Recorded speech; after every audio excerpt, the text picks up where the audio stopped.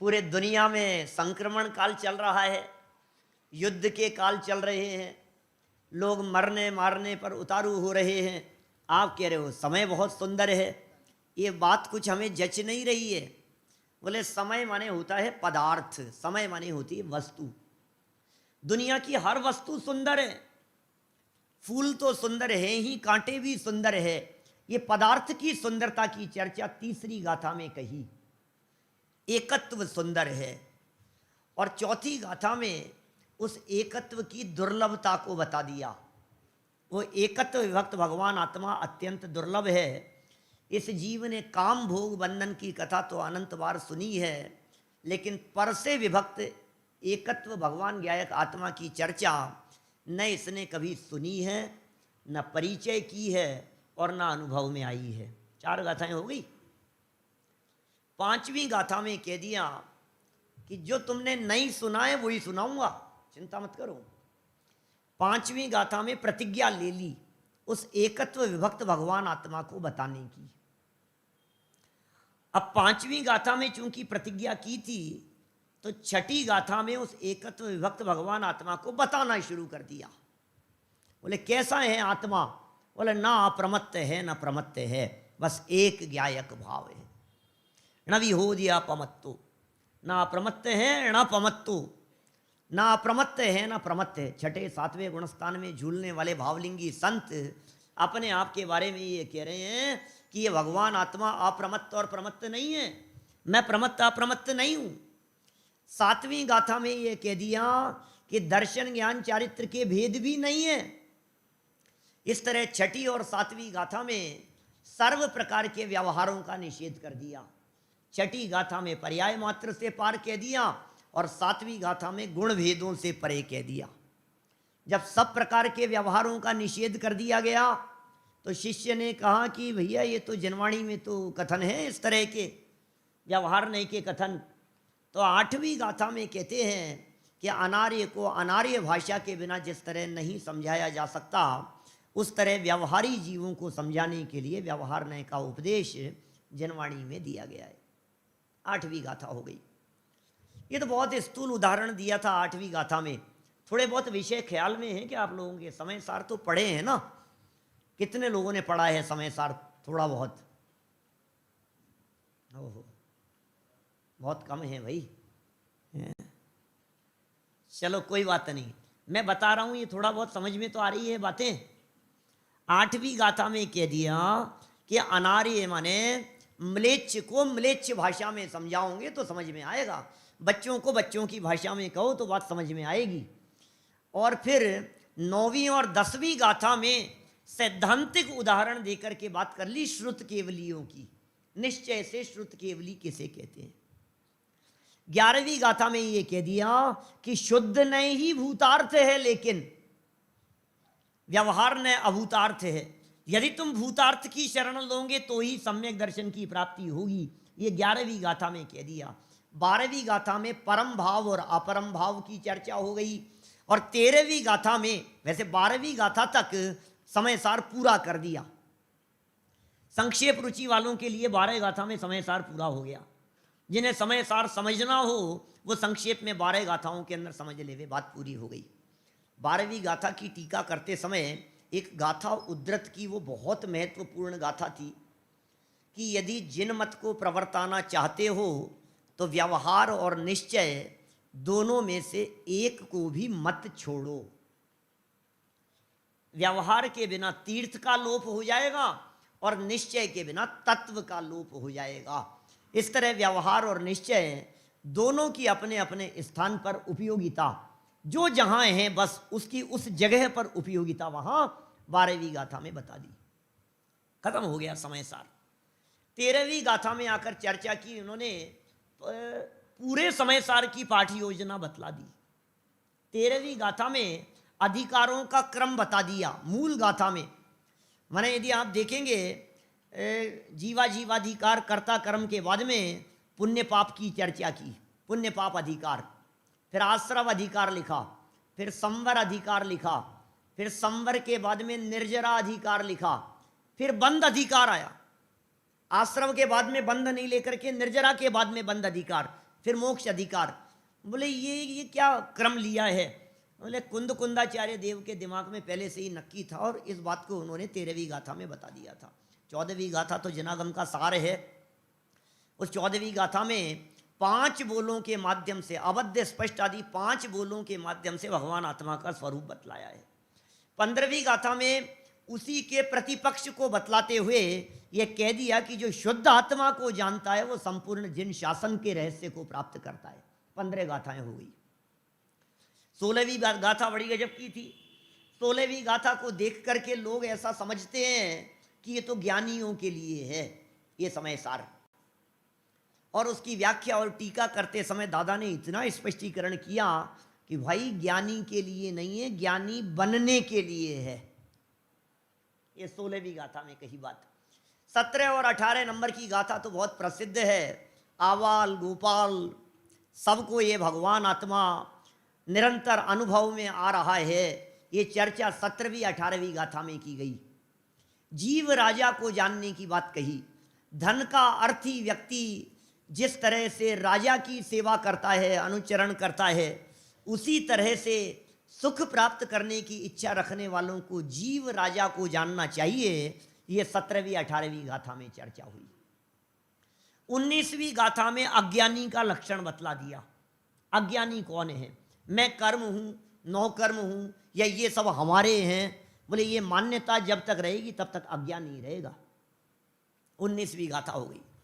20, 21 और 22 इन 3 गाथाओं में उन अज्ञानी की मान्यताओं का ही विस्तार किया। 20 और 21 नंबर की गाथा में कहा सचित्त और अचित्त एवं मिश्र सब परद्रव्य ये मेरे हैं, मैं इनका हूं, ये मैं हूं या मैं हूं यही, हम थे सभी के या हमारे थे सभी गत काल में, हम होएंगे उनके हमारे वे अनागत काल में। 20 और 21 नंबर गाथा कही। अब 22 नंबर गाथा को साथ में नहीं मिलाओ तो ऐसा लगता है कुंदाचार्य देव क्या कह रहे हैं? हम सबके थे, सब हमारे हैं, भूतकाल में सब हमारे थे, भविष्य में सब हमारे हो जाएंगे। 22 नंबर गाथा में कह रहे हैं ऐसी असंभव कल्पनाएं मूढ़ जन नित ही करे, भूतार्थ जानन ऐसे विकल्प नहीं करे। स्क्रीन पे दिख रही है कि सारी गाथाएं जो मैं चला रहा हूं दिख रही हैं आपको? 22 हो गई। 23, 24 और 25 3 गाथाओं का फिर ग्रुप कहा, और उन तीनों गाथाओं में यह सिद्ध किया कि शरीर अलग है और आत्मा अलग है। अनेक तर्क से, युक्तियों से 23, 24, 25 नंबर गाथा में इन बातों को सिद्ध कर दिया कि भैया इनको भिन्न जानो। शरीर और आत्मा को भिन्न भिन्न बतला दिया। जब भिन्न भिन्न बतला दिया तो फिर शिष्य ने प्रश्न किया 26 नंबर गाथा में कि तीर्थंकरों की स्तुति का क्या होगा? आपने तो कह दिया शरीर अलग है, आत्मा अलग है। हमने तीर्थंकरों की स्तुति करते हैं। परम औदारिक शरीर वाले होते हैं, समूह शरण वाले होते हैं, छत्र चमर भामंडल वाले होते हैं। तीर्थंकरों की स्तुति की गई है। उनके शरीर में सफ़ेद खून होता है, शरीर में 1008 लक्षण होते हैं। ये सब तीर्थंकरों की स्तुति की है। शरीर और आत्मा को तो एक ही जानना चाहिए। तो 27वीं गाथा में कह दिया भाई तू न्याय विभाग नहीं जानता। शरीर और आत्मा एक कहे हैं लेकिन व्यवहार से एक कहे गए हैं। निश्चय से शरीर और आत्मा एक हो नहीं सकते। 27वीं गाथा हो गई। 28 और 29 नंबर गाथा में उन्हीं बातों को और सिद्ध कर दिया तर्क युक्ति से कि केवलियों की स्तुति किस तरह से है, पुद्गल रचित तन का स्तवन, केवली का स्तवन किस तरह से कहा गया है। ये 29 नंबर की गाथा और 30 नंबर की गाथा में चर्चा हो गई। ठीक है। फिर बोले लेकिन ये निश्चय स्तुति नहीं है, ये सच्ची स्तुति मत समझना। 30 नंबर तक गाथा में आकर के ये कह दिया कि ये सच्ची स्तुति नहीं है। तो बोले सच्ची स्तुति क्या है? तो 31 नंबर गाथा में निश्चय स्तुति बतलाई, 32 में भी और 33 में भी। 31 नंबर गाथा में ज्ञेय ज्ञायक भाव के संकर दोष का निराकरण करने वाली निश्चय स्तुति कही। 32 नंबर गाथा में भाव्य भावक दोष के निराकरण के लिए दूसरे प्रकार की निश्चय स्तुति कही। और 33 नंबर की गाथा में भाव्य भावक भाव के अभाव पूर्वक प्रकट होने वाली निश्चय स्तुति कही। देखो भाई बता तो रहा हूं, लेकिन थोड़ा बहुत समझा हुआ होगा तो समझ में आएगी बात। फिर देखो कहां तक हो गई, 33 नंबर गाथा हो गई। 34 नंबर गाथा में उसकी उत्थानिका में ऐसा कह दिया कि साहब आप ये निश्चय स्तुति की चर्चा कर रहे हो, भाव्य भावक भाव के निषेध तक की चर्चा कर दी आपने, कर्म आदि से रहित की चर्चा कर दी आपने, कोई त्याग व्याग भी करना पड़ेगा कि नहीं धर्म करने के लिए, ऐसे ही हो जाएगा मोक्ष? तो बोले प्रत्याख्यान क्या होता है वो समझ लो। 34 नंबर गाथा में कह दिया पच्चाखाणम नाणम, ज्ञान ही प्रत्याख्यान है भैया, त्याग कहीं बाहर नहीं होता, ज्ञान में ही त्याग होता है।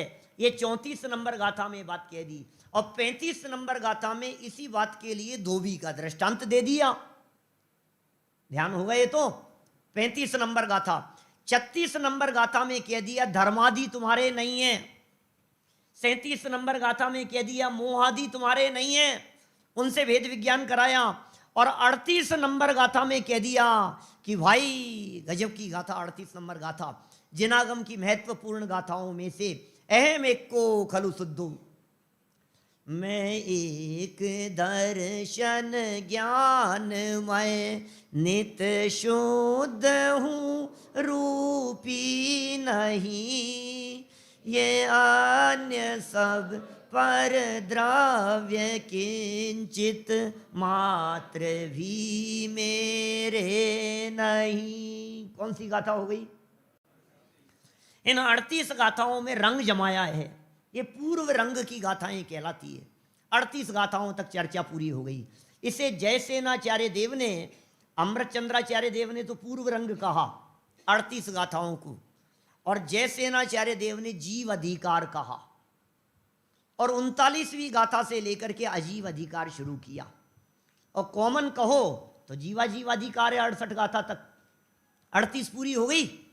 अब 39 नंबर गाथा से लेकर 43 नंबर गाथा तक 8 तरह की ऐसी विपरीत मान्यताओं को बतलाया है जिनमें ये जीव आत्मा की कल्पना करता है।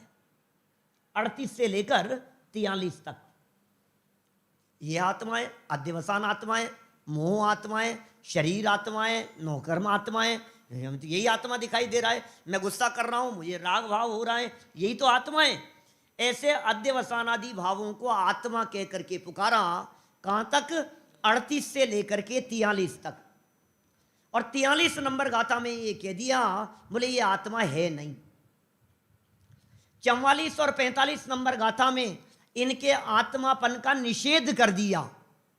फिर शिष्य ने प्रश्न किया कि आप कह रहे हो कि यह आत्मा नहीं है, हमने तो शास्त्रों में पढ़ा है यही तो आत्मा है, शरीर वाला ही आत्मा है। फिर इसने व्यवहार की बात कह दी, हाँ राग वाला ही तो आत्मा है। बताओ ये इसमें थोड़ी ना राग होता है, माइक में राग नहीं होता, आत्मा में ही तो होता है। तो आचार्य देव ने कहा तुम क्या बताओगे, हम बताते हैं तुम्हारे को। शरीर और आत्मा को एक कहने की चर्चा 46 नंबर गाथा में कर ली। और 46 नंबर गाथा में व्यवहार ने का ऐसा पक्ष प्रस्तुत किया कि व्यवहार के गीत गाने वाले भी ऐसा पक्ष प्रस्तुत नहीं कर सकते। और टीका में अमृतचंद्राचार्य देव ने 46 नंबर गाथा की टीका में ये कह दिया कि शरीर और आत्मा को एक ही कहा जाता है। बोले यदि तुम एक नहीं कहोगे तो चींटी को उठा करके ऐसे मसल देने पर भी हिंसा नहीं मानोगे जिस तरह से भस्म को मसल देने पर भी हिंसा नहीं होती है। व्यवहार का पक्ष प्रस्तुत कर दिया। 47 और 48 नंबर गाथा में उन्हीं बातों को समझा दिया। और ये कह दिया कि व्यवहार से भले ही कहा है लेकिन परमार्थ से इसको जीव मत समझ लेना। 48 गाथा हो गई। फिर शिष्य ने कहा भाई साहब परमार्थ से नहीं समझे तो परमार्थ जीव कौन है? तो 49 नंबर गाथा में परमार्थ जीव को बता दिया। 49 नंबर गाथा जो समय सार की 49 नंबर गाथा है वो प्रवचन सार में 172 नंबर गाथा है। वो नियम सार में 46 नंबर गाथा है, 64 नंबर 46। वो अष्ट पाहुड़ में भाव पाहुड़ की 64 नंबर, एक में 64 है और एक में 46 है। वो पंचास्ती काय में 127 नंबर की गाथा है। वो गाथा द्रव्य संग्रह की टीका में भी है 49 नंबर गाथा की बात कर रहा हूं, जनागम की महत्वपूर्ण गाथा है। परमार्थ जीव का स्वरूप बतलाए 49 नंबर गाथा में। अरसम रूवम गंधम, दिख रहा है क्या? नहीं दिख रहा। अरसम रूवम गंधम अवत्तम चेदना गुणम सद्धम जाणलिंग गहणम जीवम दिट्ठ संठाणम। चैतन्य गुणमय आत्मा अव्यक्त अरस अरूप है।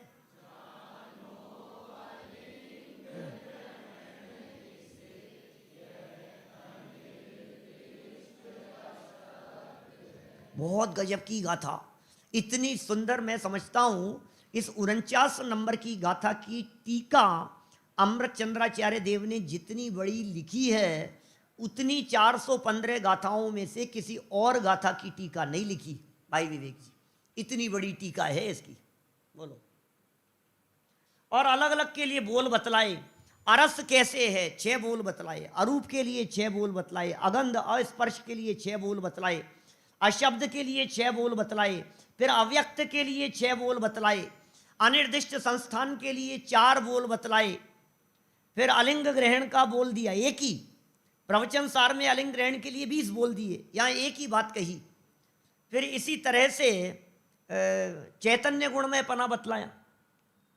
तो इस तरह से 49वीं गाथा की चर्चा हुई और उसी पारमार्थिक जीव का स्वरूप बतलाते हुए 50 से 55 तक की गाथाओं में 6 गाथाओं का ग्रुप, और उन 6 गाथाओं में इस भगवान आत्मा को 29 प्रकार के बोलों से भिन्न बता दिया।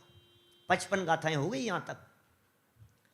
आत्मा में रूप नहीं है, रस नहीं है, गंध नहीं है, वर्ण नहीं है, स्पर्श नहीं है, यह आत्मा शरीर से भिन्न है। और फिर उसके बाद में समझ लो आप, शरीर के बाद में संस्थान नहीं है, सहनन नहीं है, फिर उसके बाद राग नहीं है, द्वेष नहीं है, मोह नहीं है, प्रत्यय नहीं है, कर्म नहीं है, नौकर्म नहीं है। ये कितने बोलों के माध्यम से, फिर जीव स्थान नहीं है, योग स्थान नहीं है, अध्यात्म स्थान नहीं है, अनुभाग स्थान नहीं है, गुण स्थान नहीं है, मार्गणा स्थान नहीं है। ये सब 29 प्रकार के बोलों से इस भगवान आत्मा को भिन्न बतला दिया। बोले भगवान आत्मा इन सबसे भिन्न है। कितनी गाथाएं हो गई? नंबर तो याद रख लो। 55 गाथाएं पढ़ा दी मैंने। फिर 56 और 57 नंबर, इन 2 गाथाओं के अंदर ये चर्चा की। हिसाब ये कैसे नहीं है? क्या बात कर रहे हो आप? आप कह रहे हो ये सब नहीं है, और शास्त्र बड़े भरे पड़े हैं इन सब चीजों के लिए। शास्त्रों में लिखा है ये कर्म जीव के ही हैं, राग द्वेष जीव के ही हैं, शरीर आदि जीव के ही हैं। तो 56 और 57 नंबर गाथा में ये कह दिया व्यवहार नए से जीव के कहे जाते हैं। बोले क्यों कहे हैं? कि दूध पानी की तरह संबंध देख करके इनको व्यवहार से जीव का कह दिया, लेकिन इनका तादाद में संबंध नहीं होने से निश्चय नहीं शरीर और आत्मा को भिन्न भिन्न बताता है। निश्चय नहीं इन 29 भावों से भगवान आत्मा को भिन्न बतलाता है, क्योंकि इनमें तादाद में संबंध नहीं है। इस तरह 57 गाथा तक की चर्चा जो हमारी कल तक हुई है, 200 प्रवचनों में जो चर्चा हुई, उसको मैंने 20 मिनट में लगभग आपको यहां बताया है। आज 201 नंबर का प्रवचन है हमारा। आगे बढ़ेंगे इससे। 57 हो गई पूरी। 57 तक में क्या कहा? 56-57 में भाई व्यवहार नए से तो ये सब भाव जीव के हैं, लेकिन निश्चय ने उनका निषेध कर रहे हैं। निश्चय नए से ये जीव के नहीं है। अब अपना प्रकरण शुरू होता है इसके आगे। अब क्या कह रहे हैं? अब शिष्य के दिमाग में फिर वही दिमाग में क्या गजब बात कर रहे हो आप? व्यवहार ने से ये अपने, निश्चय ने से ये अपने नहीं है। मतलब व्यवहार कुछ कह रहा है, निश्चय ने कुछ कह रहा है। अब मैं निश्चय की मानूं या व्यवहार की मानूं? ये क्या मुसीबत है? और निश्चय और व्यवहार में परस्पर में विरोध दिखाई दे रहा है। व्यवहार ने जो कह रहा है, निश्चय ने उसका निषेध कर दिया है। निश्चय ने जो बात कह रहा है, व्यवहार ने उस बात को मान नहीं रहा है। इन दोनों में क्या दुश्मनी है, व्यवहार और निश्चय में? आप देखिए, पेज नंबर निकालिए 121। 121 नंबर पेज दिख रहा है क्या स्क्रीन पर? क्या दिख रहा है स्क्रीन पर? तो मैं ही दिख रहा हूं। 121 नंबर पेज उत्थानी का। यहां नहीं है, समय सार नहीं रखते हैं आप लोग। चलिए पढ़ता हूं यहां से, ध्यान दीजिएगा, बहुत महत्वपूर्ण प्रकरण है, बड़ी सुंदर चर्चा है। अभी तक आपके कुछ समझ में आया हो या नहीं आया हो, लेकिन अब जरूर समझ में आएगा। अभी तक तो नहीं आया ना कुछ समझ में? अरे तुम विद्वान लोग हैं तो सब आगे आगे बैठे हुए, इनके तो सबके समझ में आ गया। पीछे वालों को कुछ समझ में आया क्या? 57 गाथाएं, नरेंद्र जी बराबर ना बात? अब 58, 59 और 60, इन 3 गाथाओं की उत्थानिका में अमृत चंद्राचार्य देवीय कहते हैं कि जब यह कहा जाता है कि ये भाव व्यवहार से जीव के हैं, ये सब व्यवहार से जीव के हैं और निश्चय से जीव के नहीं है। राग द्वेष मोह गुणस्थान मार्गणा स्थान वगैरह हैं, ये सब व्यवहार से जीव के हैं और निश्चय से जीव के नहीं है। तब यह प्रश्न उठना स्वाभाविक ही है कि फिर तो व्यवहार नय निश्चय नय का विरोधी ही हुआ। व्यवहार से जीव के, निश्चय से जीव के नहीं है, तो व्यवहार और निश्चय में परस्पर में विरोध हो गया ना। उसे अविरोधक कैसे कहा जा सकता है? इसी प्रश्न का उत्तर आगामी 3 गाथाओं में दिया है। गाथाएं पढ़ेंगे अपन यहाँ 58, 59, 60, उनका पद्यानुवाद भी पढ़ेंगे। यद्यपि मूल गाथाओं में इसका जवाब प्रॉपर आया नहीं है, फिर भी हम वो जवाब आपको जरूर देंगे कि क्या व्यवहार और निश्चय में परस्पर में विरोध है। गाथा पढ़ ले में, बोलो भैया गाथाएं बोलो सब मिल करके। पंथे बसंत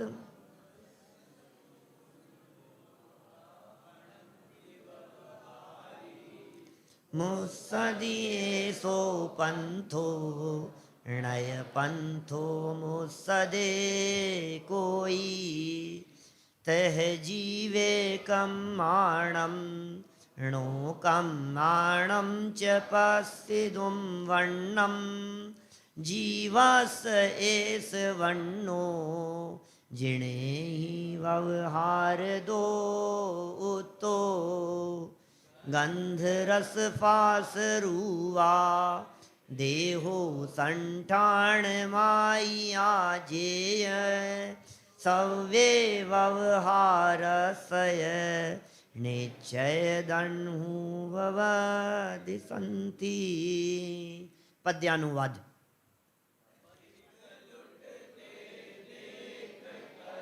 पथ लुट रहा जग जन कहे, पर पथ तो लुटता है नहीं, बस पथिक ही लुटते रहे। ही तरह रंग देख कर जड़ कर्म अर नौ कर्म का, जिन वर कहे व्यवहार से ये वर्ण है इस जीव का। इस ही तरह रस गंध तन संस्थान आदिक जीव के व्यवहार से है कहे वे जो जानते परमार्थ को। क्या सुंदर बातें कह रहे हैं ये कुंदकुंदाचार्य देव, इतनी सरलता से समझाते हैं। कोई व्यक्ति पहली बार भी आकर के समझने की चेष्टा करे तो उसे सब बात समझ में आ जाए।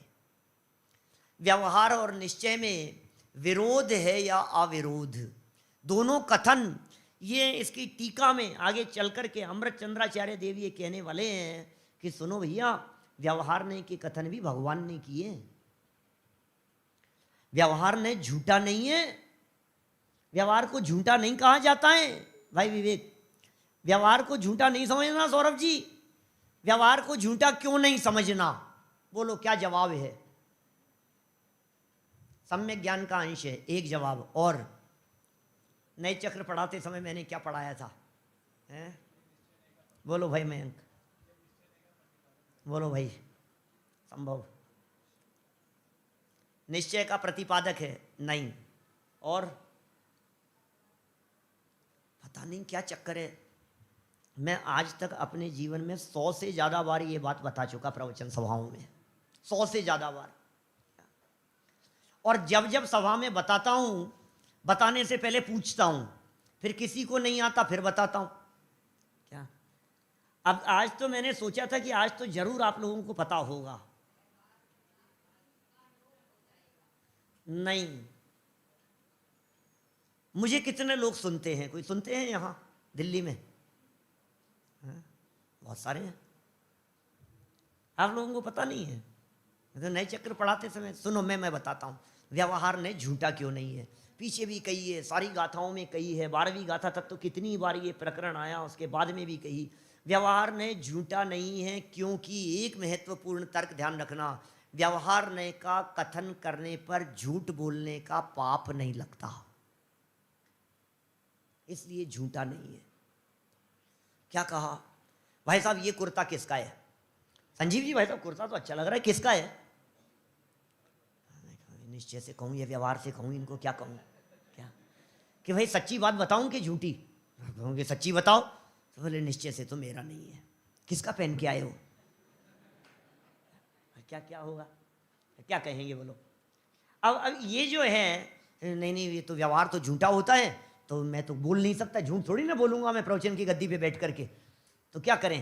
अरे बोले कह दो, कोई दिक्कत नहीं है, व्यवहार से अपना कहा जाएगा, व्यवहार से अपना कहने में कोई दिक्कत नहीं है। कि व्यवहार तो झूठा होता है ना, कि झूठा निश्चय की अपेक्षा से कहा जाता है उसे। झूठा इसलिए कहा जाता है कि इसका श्रद्धान करेगा इस रूप तो अनंत संसारी होगा, इसलिए झूठा कहा जाता है। बोलने में झूठ नहीं है, प्रतिपादन करने में झूठ नहीं है, कथन करने में झूठ नहीं है, क्योंकि इसको बोलने पर झूठ बोलने का पाप नहीं लगता है। ये व्यवहार नए निश्चय का प्रतिपादक है, लेकिन निश्चय का प्रतिपादक होने पर भी इस व्यवहार के चैंट जाएगा तो निश्चय की प्राप्ति नहीं होगी। निश्चय की प्राप्ति के लिए व्यवहार का निषेध जरूरी है, और निश्चय के प्रतिपादन के लिए व्यवहार का प्रयोग जरूरी है। निश्चय को समझने के लिए व्यवहार का प्रयोग जरूरी है, और निश्चय की प्राप्ति के लिए व्यवहार का निषेध जरूरी है। सुमेल है दोनों में।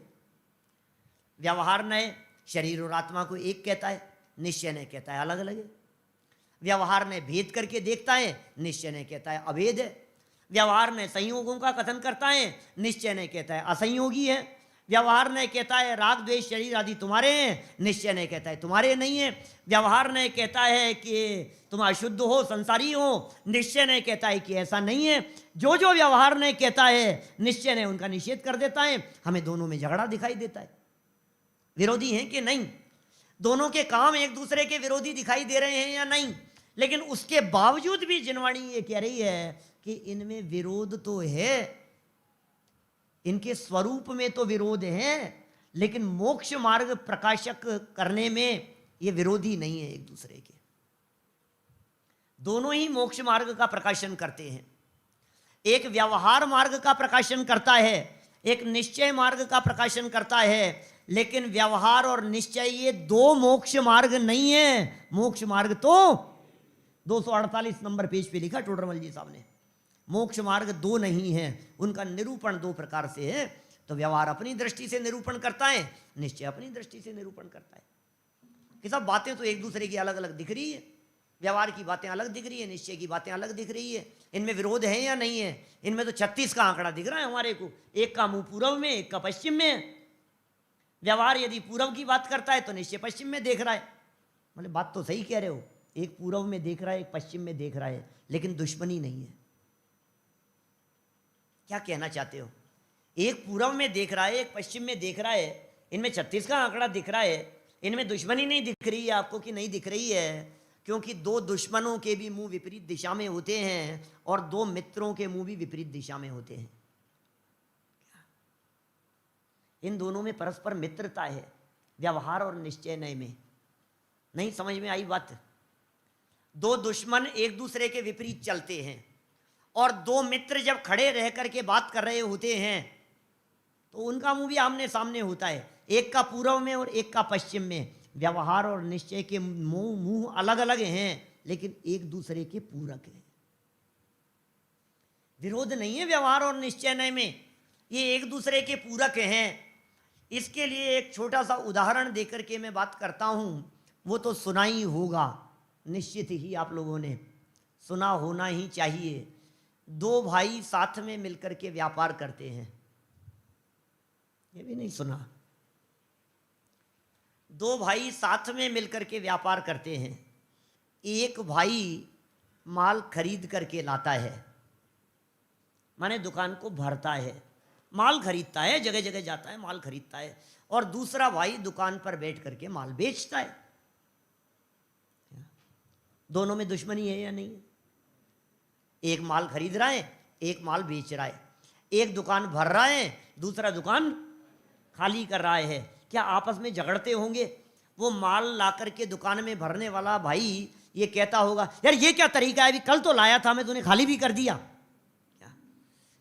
और वो भाई दूसरा ये कहता होगा, अभी तो मैंने खाली किया था, फिर ला करके दुकान भर दी तूने। आपस में झगड़ा होता होगा दोनों का।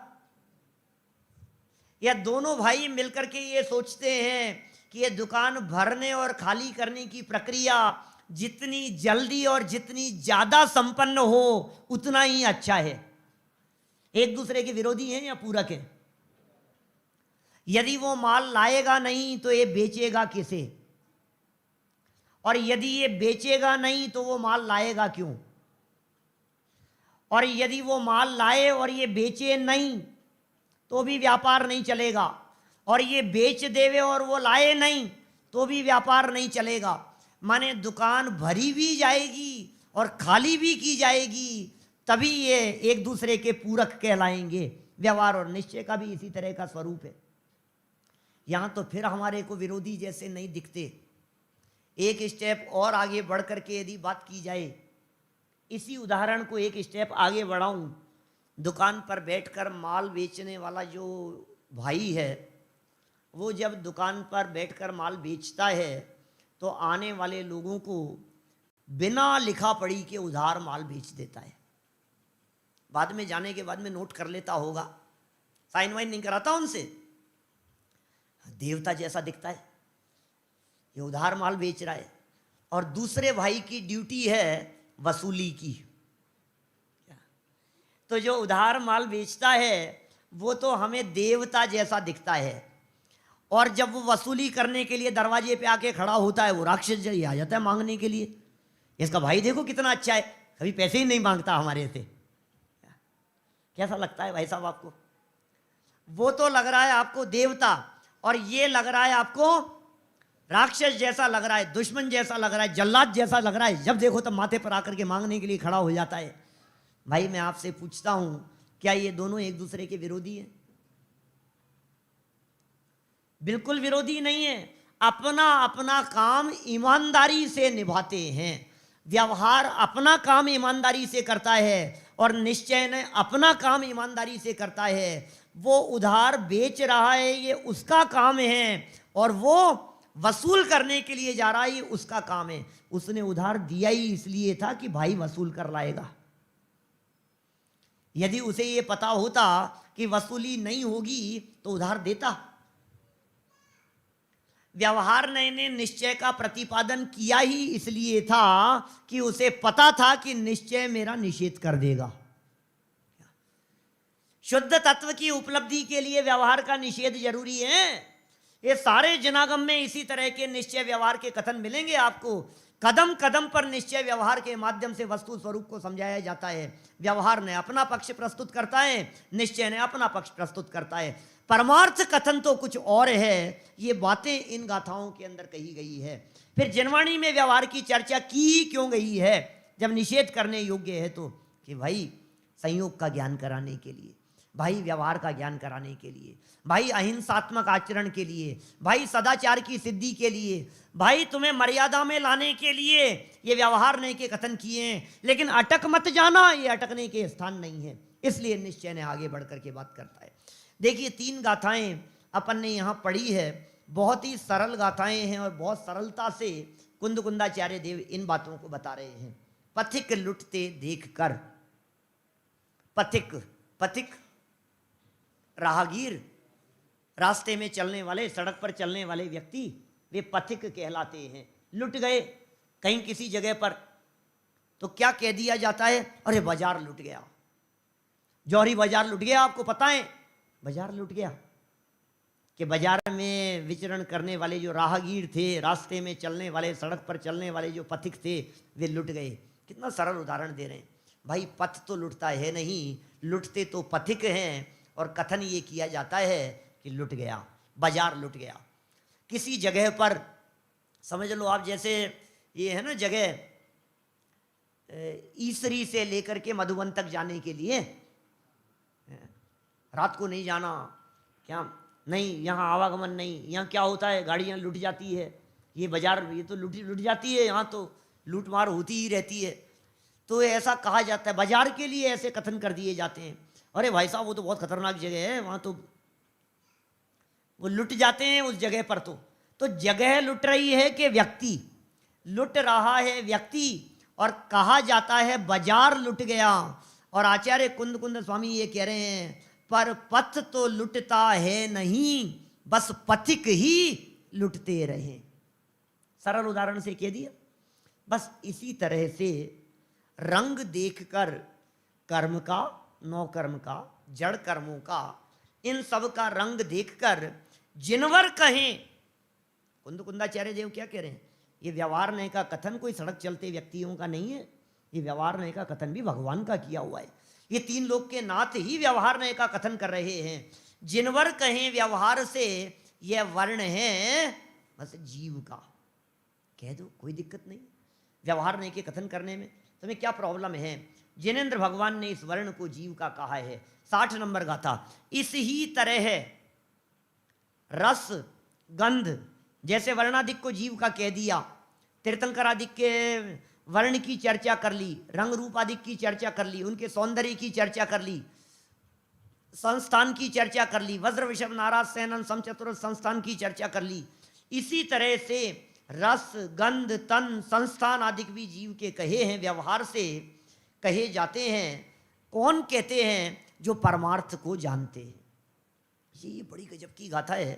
60 नंबर गाथा में ये कह रहे हैं, परमार्थ को जानते हो तो तुम्हारा व्यवहार सच्चा, और परमार्थ को नहीं जानते हो तो तुम्हारा सारा व्यवहार झूठा। क्या ये 60 नंबर गाथा में मैंने जो 58 और 59 नंबर गाथा में स्थापना की थी व्यवहार ने की, 60 नंबर गाथा में इतना बैलेंस बतला दिया और इतना स्पष्ट शब्दों में कह दिया, भले ही कह दिया हो, भले ही कथन कर दिया हो, व्यवहार ने से इस प्रकार की बातें कह दी गई हो, लेकिन फिर भी ये कह रहे हैं परमार्थ जीव को जानते हो या नहीं जानते हो। यदि तुम परमार्थ जीव को नहीं जानते हो तो तुम्हारा सारा व्यवहार कथन झूठा है। यथा पंडित जी ने कही थी कि घरवार को अपना कहो तो कोई दिक्कत नहीं है, व्यवहार का कथन होता है। पंडित जी ने कही थी इनको अपना कहें तो कोई दिक्कत नहीं है। अरे भाई, परमार्थ को जानकर यदि इनको अपना कहते हो तो कोई दिक्कत नहीं है। तू परमार्थ को तो जानता नहीं है और इन्हें अपना अपना कहता फिरता है। तेरे अपने कहने में महापाप छिपा हुआ है, क्योंकि अकेले वचन नहीं है, अभिप्राय में वो बात बैठी हुई है, मान्यता में वो बात बैठी हुई है। ये शुभ भाव करने योग्य है या नहीं, ये विधान पूजन करने योग्य है या नहीं, कि नहीं साहब व्यवहार से तो करने योग्य है, व्यवहार से तो करने योग्य है। अरे ये व्यवहार की बातें उनके लिए हैं जो परमार्थ से ये जानते हैं कि ये करने लायक नहीं है। जिन्हें परमार्थ की खबर नहीं है वे व्यवहार के माध्यम से अपने व्यवहाराभास का पोषण करते हैं। परमार्थ की खबर रखने वाले जो जीव होंगे वे सच्चे व्यवहार को जानते हैं, उनके द्वारा इन्हें अपना कहा जाए तो कोई ऐतराज नहीं है। अब परमार्थ को जानते नहीं है और व्यवहार की बातें, शास्त्र में लिखा है साहब, शास्त्र में लिखा है साहब पूजन करने से धर्म होता है, शास्त्र में लिखा है साहब शुभ भाव है, करना तो चाहिए, शुभ भाव में दिक्कत क्या है? शास्त्रों में ही तो लिखा है कि ये 2 इंद्रिय जीव है, ये 4 इंद्रिय जीव है, ये पंचेंद्रिय जीव है। ये सारी बातें शास्त्रों की ही तो हैं। तो आचार्य देव उसका निषेध कर रहे हैं। व्यवहार से कहे जाते हैं और कहते वे हैं जो परमार्थ को जानते हैं। देखिए नीचे गाथार्थ पढ़ते हैं अपन 122 नंबर पेज पर। जिस प्रकार मार्ग में जाते हुए व्यक्ति को लुटता हुआ देखकर, व्यवहार नहीं के कथन है, रास्ते में जाते हुए पथिक को, व्यक्ति को लुटता हुआ देखकर व्यवहारी जन ऐसा कहते हैं कि ये मार्ग लुटता है। इस तरह के व्यवहार कथन करते ही है ना अपन, व्यवहार नहीं के कथन, सच्चाई तो कुछ और है। अमृत चंद्राचार्य देव क्या कह रहे हैं आगे कहेंगे, किंतु परमार्थ से विचार किया जाए तो कोई मार्ग तो लुटता नहीं है, अपितु मार्ग में चलता हुआ पथिक ही लुटता है। उदाहरण समझ में आया क्या आपको? मार्ग नहीं लुट रहा है। अमृत चंद्राचार्य कहेंगे भाई क्षेत्र में क्या हो गया ये बताओ आपको।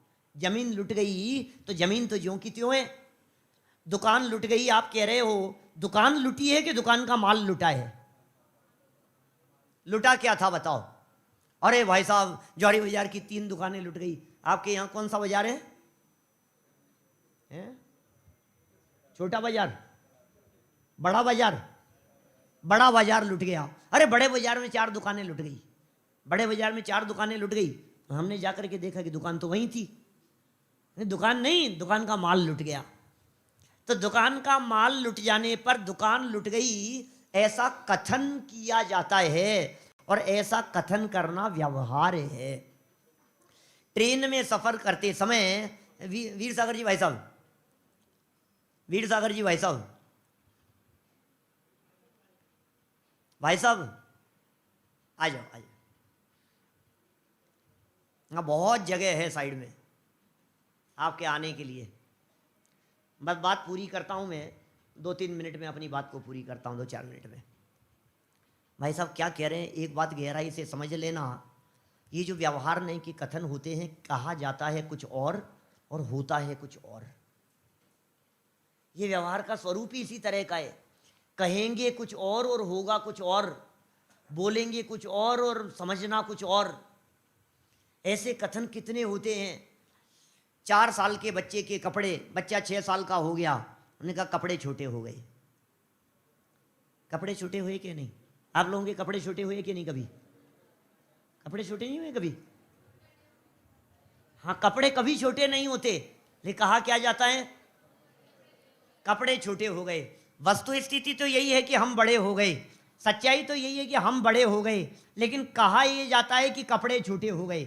अब कभी आपको ऐसा लगे कि कपड़े छोटे हो गए तो बाजार से लाओ, उस समय उसे इंच टेप से लिख करके परमानेंट मार्कर से पीछे लिखना कि ये कितने इंच का है। फिर 2 साल बाद में जब आपको ऐसा लगे कि छोटे हो गए, तब आप उसे बराबर नापना कितने छोटे हुए हैं। अरे छोटे तो बिल्कुल नहीं हुए हैं, छोटे हो गए। कहा जाता है भाई ऐसा। इसी तरह के कथन किए जाते हैं। ट्रेन में सफ़र करते हुए ऐसे ही कथन किए जाते हैं। अब जोधपुर आ गया, अब बीकानेर आ गया, अब दिल्ली आ गया, अब ये आ गया, अब शाहदरा आ गया। लोकल ट्रेन में सफ़र करते समय आप क्या कहते हैं? वो आ गया, सच में आ गया। हम जयपुर से निकले थे, दिल्ली आ गया क्या? कि हाँ दिल्ली आ गया। कि दिल्ली आ गया कि हम दिल्ली आ गए? क्या सच्चाई तो यही थी ना कि हम दिल्ली आ गए। सच्चाई तो यही है ना कि बीकानेर जोधपुर अपने स्थान से 1 इंच भी नहीं खिसका है। अब अजमेर आ गया, ये आ गया, अलवर आ गया, तो आ गया ये कहना व्यवहार है, सच्चाई कुछ और हुआ करती है। व्यवहार नहीं के सारे कथन इसी तरह के हैं। मैं कभी कभी बात कहता हूँ, अभी कोटा में भी मैंने बात कही थी। हमारे सारे जो युवा साथी लोग हैं, ये रोजाना दिन में 1-2 घंटा के लिए तो लैपटॉप पर बैठते ही हैं। आप बैठते हो कि नहीं सौरभ जी? लैपटॉप पे, लैपटॉप पे बैठते हो क्या? आप लोग कंप्यूटर पे बैठते हो कभी? कंप्यूटर पे नहीं बैठते, लैपटॉप पे नहीं बैठते कभी। कहा जाता है ऐसा। सारे व्यवहार नहीं के कथन इसी तरह के होते हैं। माने जो जो व्यवहार नहीं कथन कर रहा है, ये सब लगावटी बात कर रहा है, मिलावटी बात कर रहा है, कहने के लिए कह रहा है, सच्चाई रंच मात्र भी नहीं है उसमें, परमार्थ जीव नहीं है। व्यवहार ने से जितने भी कथन किए गए हैं, रंग देख करके कह दिया, संयोग देख करके कह दिया, कर्म नौकर्म देख करके कह दिया, पथिक लुटते देख करके कह दिया कि पथ लुटा है। पथ तो लुटता है नहीं, पथिक ही लुटते रहे। हमने कह दिया कि भैया ये पंचेंद्रिय, हम कौन है? कि सैनी पंचेंद्रिय जीव है। अरे भैया ये पंचेंद्रिय पना तो इंद्रियों का काम है, जीव तो पंचेंद्रिय होता नहीं है। इस तरह से परमार्थ जीव कुछ और होता है और व्यवहार से जीव कुछ और कहा जाता है। 50 से 55 तक की गाथाओं में जिन्हें जीव कहकर के पुकारा गया है, वो हवा में नहीं कह दिया गया है। व्यवहार ने भी जो कथन करता है, परमार्थ तो नहीं है। लेकिन बिल्कुल हवा में हो ऐसा भी नहीं है। जहां थोड़ी बहुत सत्यता दिखता है वहीं तो कथन करेगा, जहां सत्यता की थोड़ी बहुत गुंजाइश होगी वहीं तो कथन करेगा। आप रिक्शे वाले को आवाज लगाते हैं तो भाई साहब कह करके नहीं पुकारते हैं, रिक्शा तक कह देते हैं भाई साहब। क्या ए रिक्शा, हमने क्या कहा, ए ऑटो ऑटो, रुकता कौन है? ऑटो भी रुकता है। और ऑटो, आपने आवाज किसको लगाई थी? ऑटो को। सुना किसने? आवाज लगाई ऑटो को, और रुकने का विकल्प किसे आया? ऐसा ही होता है। कितने कथन हो रहे हैं रोजाना, इस तरह के हजारों कथन होते हैं भाई साहब। सड़क चलते हुए व्यक्ति को आप भाई साहब, अंकल जी, चाचा जी कुछ भी कह देते हैं, दादाजी। सड़क चलते व्यक्ति को, ये आपके भाई साहब हैं? भाई साहब टाइम क्या हुआ है, बोलते हैं कि नहीं? ऐसा व्यवहार नए का कथन है भाई साहब। अब सुनो, ये कह रहे हैं वो तो व्यवहार था ही नहीं। व्यवहार से जिनको आपने कह दिया भाई साहब, जो आपकी ही माता के गर्भ से जन्म जिन्होंने लिया है, जो आपके सगे भाई हैं, वे भी आपके भाई नहीं हैं। ये तो परमार्थ का कथन कर रहे हैं। व्यवहार ने जो कथन करता है अपनी मर्यादा में रह करके कथन करता है, और व्यवहार की मर्यादाएं भी अपने एक दायरे में होती है।